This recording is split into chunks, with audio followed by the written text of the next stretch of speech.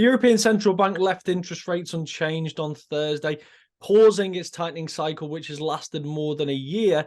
And rather than signal a hawkish shift in the tone of the language, which many expected, which we've seen from many other central banks, the hawkish hold, it actually came across a little bit dovish, which was much to the surprise of many people. Now, there wasn't anything explicitly dovish in what the statement and then President Christine Lagarde said after the event, but it was the repeated references to weaknesses in the economy that I think really stood out, and also the lagged effect of, and the significant lagged effect of past rate hikes still working their way through the system. Not to mention the impact of higher bond yields that could have in tightening financial conditions. All of these references did give the impression that the central bank is now maybe a little bit wary about the scale of the tightening and the impact that it is ultimately having on the economy. They also think inflation is going to continue to fall. So what this all does, of course, the data can change, and we've seen it change a lot over the course of the last couple of years. But what this suggests is that they are perhaps of the view that inflation may fall faster than they had previously envisaged. They did suggest that they haven't even considered rate cuts at this stage. But I think that may change, and may change relatively soon, or relatively sooner than what people may have previously thought. And I think this puts now a lot of emphasis on the December meeting, because there's 6 weeks before that meeting. Plenty of data can come through in that time, which should confirm that inflation has continued to fall. Favorable base effects having a big role to play in that. But also, many of these economies are either on the verge of recession, or in Germany's case, could have slipped into a double dip recession. And that's going to have an influence on the central bank's policy making as well. So I think the prospect for another rate hike is seriously diminished at this point. And really what traders are now looking for going into the new year is going to be, are there going to be any talks about rate cuts and when that could potentially come? Or will the central bank continue to push back? And those December projections could have a massive role to play in the tone of that language. So I think that was a really interesting development. We've already seen weakness in the euro on the back of those weaker economic figures. So perhaps it's always been building up towards this, but maybe people are a little bit surprised that the central bank has taken this on board as quickly as it has, because I still think the case is with the Federal Reserve, that the plan was always to pivot very late. And perhaps this is late. Perhaps the first rate cut is coming earlier than many think. But I think the plan for central banks was always to pivot very late, remain hawkish until the last second, and then quickly pivot. Perhaps we will still see that, but it is interesting that it's come as early as it has.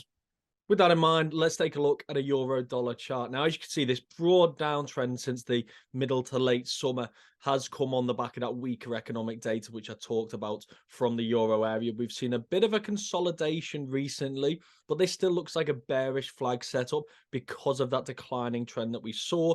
This is a slightly counter trend, but it is a flag formation. So that strikes me as being a potential bearish setup that we have here. We've already run into resistance a few days ago, and that's continued low, but we're still seeing support around the bottom end of that flag as well. Now, there's two things that can kind of play out in these situations. One is you get the breakout, obviously, and one is that you just end up becoming an endless period of consolidation. I tend to look at around 20, 25 maybe candles here before I start to think that this is not a formation like a bearish flag formation, and that has actually morphed into more of a prolonged consolidation. And the difference between that is, I think it kind of just loses that bearish element. If this is a bearish consolidation, you expect a brief period of sideways trading, slightly higher trading, before you would then see the breakout. We're not a million miles from there yet, because we have seen quite a few candles already. But it is going to be an interesting one to follow. I think we've seen in this kind of formation probably around the 20 candle mark. So yeah, I don't think we're a million miles away at this stage. I still think the bias is potentially to the downside in terms of the fact that we had the declining trend prior to this formation. But I think it is more in the balance, the further down, I guess, that you do get in terms of where that kind of bias lies. We're also around that big support level, which we've highlighted previously, which is around that 105 level. We've talked a lot about 105 before, and I think the psychological element, when we break below 105, we hear a lot more talk about parity in the market. You'll see it a lot more on TV as well about whether euro is heading for parity. And I think that's not one of the reasons why we've seen it necessarily, but maybe it is on the mindset of people when we hit these 105 levels about whether the next psychological move is a very big one to a very big and important psychological technical level. So it's interesting that we are seeing it hold up around that 105 once more. I think you can see on the 4-hour chart as well, this consolidation very much at play. But again, as you can see here, we've got the rising channel and it's been very firm. The thing that stands out for me here is that 200 to 33-day simple moving average band. Now, I'll be honest, I think I'm more interested in this at this stage to the downside.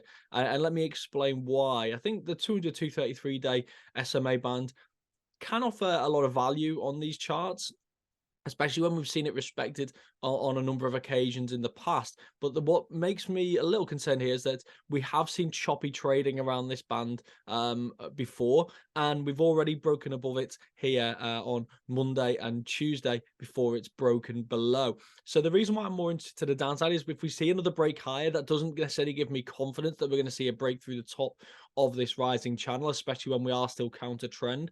But if we see it rotate off of this level here on the way up and we see it rotate lower, that could potentially be a bearish signal going back into this 105 then to 105.30 zone, where you've got the combination of that big prior level of support as well as the bottom of the rising flag formation as well. So I think there's a few things to really keep an eye on here. And of course, the economic data is going to have a big role to play in this. We are recording this prior to the US inflation, income and spending data later on today. So there's every chance that that could be the catalyst for a big move here. But ultimately, this is still a bearish flag formation setup. We are kind of at the end of the lifespan of that flag formation. Like I say, we're around the 20 candle mark. So we are really coming to the end of that in terms of where that kind of bias then lies. But with a lot of data to come now over the coming days and over the coming weeks, I think the fundamentals could still have a massive role to play, especially given the shift that we've just seen from the European Central Bank on Thursday.